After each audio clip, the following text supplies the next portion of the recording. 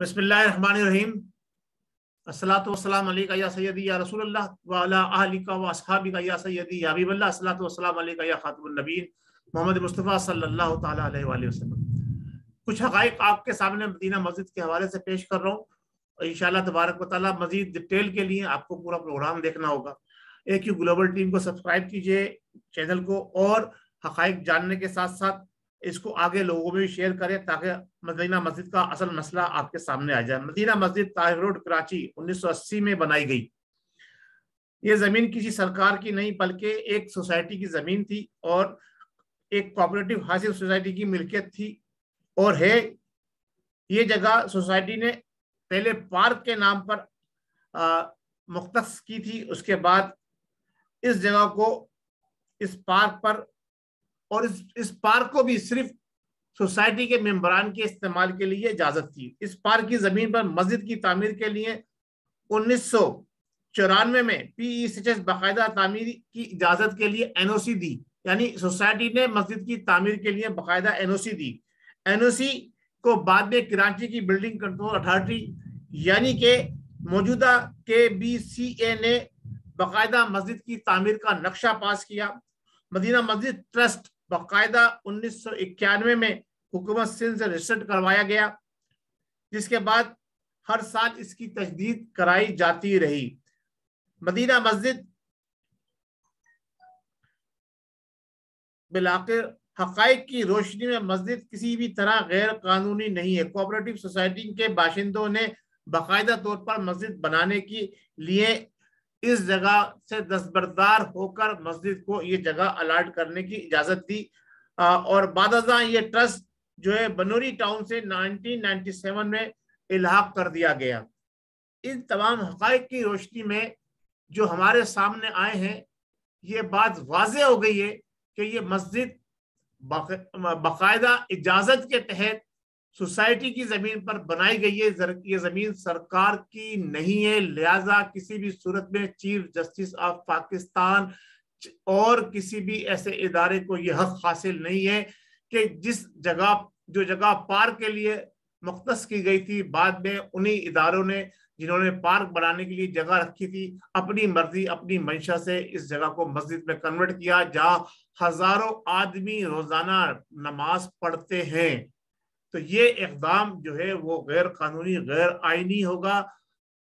अब हम आगे चलते हैं, आगे बात करते हैं। नाज़रीन, पाकिस्तान के अंदर जो इस वक्त सूरत हाल चल रही है वो आपको मालूम है कि जगह जगह लाकानूनियत, फिरकावानियत, अज़बियत और पाकिस्तान की मौजूदा हुकूमत उस पर कंट्रोल करने में नाकाम रही है। लिहाजा अगर मस्जिद को कोई भी नुकसान पहुंचता है तो इसकी जिम्मेदार मौजूदा हुकूमत भी होगी और हमारे इदारे भी होंगे जो ये जानते बूझते कि मस्जिद जो है वो कानूनी तौर पर शरन तौर पर सही जगह पर बनी है और उसका शरई हैसियत जो है वो बिल्कुल हक बजानिब है, उसमें कोई किसी किस्म की कबात नहीं है। और जो लोग मैदान अमल में इस वक्त निकले हुए हैं मस्जिद को शहीद करने से रोकने के लिए, मैं उनको भी शाबाश पेश करता हूँ। और हमारी हुकूमत और उसके आला इक़्तिदार पे फाइज वो लोग जो मस्जिद को शहीद करने के दर पर है। अब आप आइए बात करते हैं उनके ताने बाने कहाँ से मिलते हैं। इस वक्त के मौजूदा हुकूमत के सरबराह इमरान नियाज़ी साहब, अगर आप उनका कट्टा छट्टा उठाकर देखें तो वो आपको फिरका कादियानियत के हम निवाला हम प्याला नजर आएंगे। नाज़रीन, मैं ये बात दावे से नहीं कह सकता, लेकिन फिर भी दावा देता हूँ आपके सामने कि बहुत सारे हक़ाइक़ सोशल मीडिया पे आ चुके हैं कि उनके खानदान का ताल्लुक कहाँ से है और वो किस तरह से जनाब अली हमारे ऊपर जो है उनको मुसल्लत किया गया। इसी तरह से हमारे इस वक्त के मौजूदा जो चीफ ऑफ आर्मी स्टाफ हैं और जो हाई कमान के लोग हैं उनके मुतालिक भी बहुत सारी अफवाहें जो हैं वो गर्दिश करती रही हैं माजी में और अभी भी कर रही हैं। तो लिहाजा अवाम को सोचना चाहिए, क्या ये उसी सिलसिले की कोई कड़ी तो नहीं है कि चीफ जस्टिस ऑफ पाकिस्तान जो इस वक्त बड़ी तेजी से अहकाम सादिर कर रहे हैं और जिसमें खासतौर से मस्जिदों को उन्होंने निशाना बनाया गया है, और जबकि दूसरी तरफ हुकूमत बंदरों की तामीर में दिलचस्पी का इजहार कर रही है, तो क्या ये सब सिलसिला कहीं जाकर कादियान से तो नहीं मिलता? मुल्क के वतन पाकिस्तान के अंदर क्या इस वक्त कादियानी लाबी की हुकूमत तो कायम नहीं हो चुकी?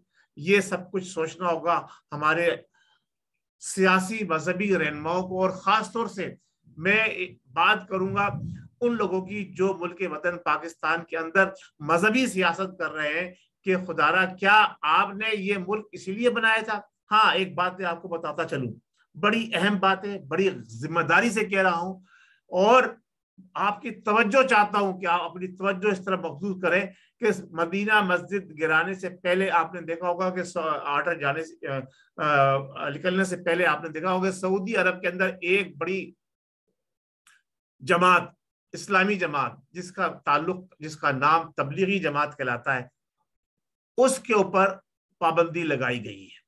آپ کو ناظرین میں اس کے سیاق و سباق کے حوالے سے کچھ تھوڑی سی آپ کو آگاہی دے دوں کہ اصل میں مسئلہ کیا ہے۔ آپ نے دیکھا ہوگا کہ دنیا بھر کے اندر جو صورتحال اس وقت چل رہی ہے، اور جہاں جہاں انقلاب برپا ہوئے ہیں، آپ کے پڑوس میں دیکھ لیجئے کہ افغانستان کے اندر اور یمن اور شام وغیرہ کے اندر، وہاں پر جو لوگ حکومتوں کو ٹف ٹائم دے رہے ہیں، یعنی یہود و نصارہ کے سامنے سیسا پلائی ہوئی دیوار بن کے کھڑے ہوئے ہیں، اور سعودی عرب کے اندر بھی وہ ایک جسے کہتے ہیں کہ ٹکر لینے والی صورت کے اندر ہے، وہ تبلیغی جماعت کے لوگ ہیں، لہذا تبلیغی جماعت پہ پابندی لگائی گئی ہے۔ اب آ جاتے ہیں، ہم بات کرتے ہیں، اور یہ مسجد کا بھی سلسلہ اسی جماعت سے ہے۔ اب ہم بات کرتے ہیں، چاہے وہ لال مسجد ہو، چاہے وہ دوسری مسجد ہو، ان میں وہی عناصر پیش رہے ہیں۔ اب ہم بات کرتے ہیں اہل سنت والجماعت کی۔ جب آتی ہے بات اہل سنت والجماعت کی، تو اہل سنت والجماعت کے لوگوں کو اپنے گریبان میں 1000 مرتبہ جھانکنا چاہیے۔ کیوں میں یہ بات کہہ رہا ہوں کہ اس وقت جو ملک کے اندر معاملات چل رہے ہیں، اس میں جو ایس ٹی ہے، اہل سنت والجماعت کی ایک نمائندہ تنظیم ہے سنی تحریک، وہ اداروں کی بی ٹیم بنی ہوئی ہے۔ میں بالکل وثوق کے ساتھ یہ بات کہہ رہا ہوں، اداروں کی بی ٹیم ہے، بہت عرصے سے، اب سے نہیں بہت عرصے سے، کیونکہ میں فاؤنڈر آف ایس ٹی سلیم قادری کو بہت اچھی طرح سے بھی جانتا تھا، اور اب آگے کی بات کروں گا تو بات بڑھ جائے گی، اور اس کے بعد جو لوگ بھی آتے گئے وہ بی ٹیم کا کردار ادا کرتے رہے اداروں کا۔ اور ایک اور تنظیم جو اہل سنت والجماعت کی اس وقت مستند تنظیم پوری دنیا میں مانی جاتی ہے، وہ ہے جناب علی دعوت اسلامی۔ ان کے سربراہ کا یہ کہتے ہیں کہ ہمارا سیاست سے کوئی لینا دینا نہیں ہے، ہم خانقاہ کے اندر اپنے خوش ہیں۔ وہ مستقبل کے شاہ، کیا کہتے ہیں، مغل بادشاہ مستقبل کے کا نام ذہن سے نکل گیا اس وقت، مستقبل کے جو آخری بادشاہ تھے، بہادر شاہ ظفر کا وہ کردار ادا کرتے نظر آ رہے ہیں۔ اب آئیے دوسری جماعتوں کے اوپر، جو اہل سنت والجماعت کی جماعتیں ہیں، جو مسلک اہل سنت والجماعت سے جن کا تعلق ہے، وہ سب جو ہے نا 54 51 52 میں بڑھ گئی ہیں، کیونکہ وہ 1 روپیہ اس وقت تک تھا جب قائد اہل سنت حیات تھے۔ قائد اہل سنت کے اس دنیا سے پردہ فرما جانے کے بعد، وہ ساری سیاسی جو جدوجہد کرنے والی اہل سنت والجماعت کی جماعتیں، چاہے وہ جماعت اہل سنت ہو، ختم نبوت ہو، جمعیت علماء پاکستان نورانی ہو، جمعیت علماء پاکستان ہو، یا خانقاہ سے تعلق رکھنے والے مظہر سعید کاظمی صاحب کے بھائی حامد سعید کاظمی ہو، یا دیگر لوگ ہو، وہ سب 1 روپیہ سے کٹ کر 51 52 54 سے بھی زیادہ میں تقسیم ہو گئے ہیں، اور کوئی اس کی اب حیثیت نہیں رہی ہے۔ تو لہٰذا وہ تو کوئی کردار پاکستان میں ادا نہیں کر سکتے، تو جو کردار ادا کر سکتے ہیں پاکستان میں، جو مقابلے پہ کھڑے ہو سکتے ہیں، وہ جمعیت علماء پاکستان ہے، اور جمعیت علماء اسلام ہے، یا پھر تبلیغی جماعت کے لوگ ہیں۔ لہٰذا ان کو ٹارگٹ کر کے یہ سلسلہ جناب علی ٹیسٹ کیا جا رہا ہے کہ پاکستان میں ابھی بھی کچھ رجسٹریشن باقی ہے کہ ہم پاکستان کو ایک سیکولر اسٹیٹ بنا دیں، یا پاکستان کو اسلامی جمہوریہ پاکستان رہنے دیں۔ یہ ہے سارا گیم، اور اس کو چیف جسٹس آف پاکستان کو اس میں استعمال کیا گیا ہے، اور اب ان کے بھی اوپر شک ہونے لگا، مجھے تو شک ہو گیا کہ ان کا تعلق بھی فرقہ قادیان سے ہے، جس طرح سے ان کا ہمارے اس وقت صدر پاکستان اور وزیر اعظم پاکستان کا ہمدردیاں اور ان کے جھکاؤ جو ہے فرقہ قادیان سے، اور چیف جسٹس اور ہمارے آرمی چیف کا بھی جھکاؤ جو ہے فرقہ قادیان کی طرف ہے۔ تو کہیں ایسا تو نہیں چیف جسٹس آف پاکستان کا بھی تعلق اسی جماعت سے ہو، انہی لوگوں سے ہو؟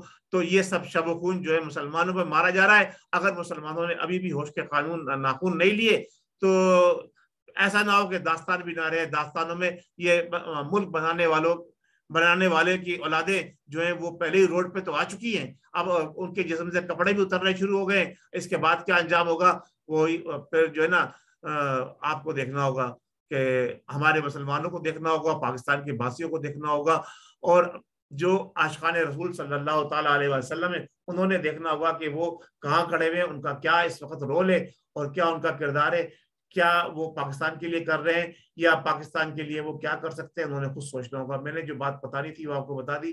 اہم بات وہ یہی تھی کہ مدینہ مسجد جو ہے وہ قانونی طور پر صحیح جگہ پہ بنی ہے اور صحیح لوگوں نے، اور اس کی حیثیت جو ہے وہ غیر قانونی نہیں ہے. بہت شکریہ. السلام علیکم ورحمۃ اللہ وبرکاتہ. پاکستان زندہ باد.